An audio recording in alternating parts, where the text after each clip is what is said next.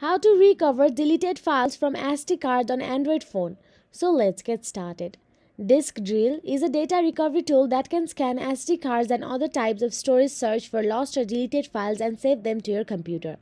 Firstly, download Disk Drill and install it. Now connect the SD card to your PC and ensure you use a quality adapter. Open Disk Drill, select the SD card and click on Search for lost data to begin the data recovery scan. Now click on Review Found Items once the scan completes. If you only wish to see specific file types, click on the relevant file type tile instead: pictures, videos, documents, archives, and other. Now expand the deleted or lost and reconstructed sections. Select the files you wish to recover.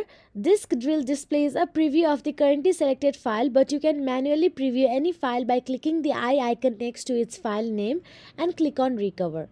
Choose a recovery destination for the files and click Next. It is best to not recover these files directly to the SD cards unless you are sure you don't want to recover any more files from it and the SD card itself is perfectly fine. Disk Drill will recover the selected files. So that is it. If you found this video helpful, please like, share and subscribe, and thank you so much for watching.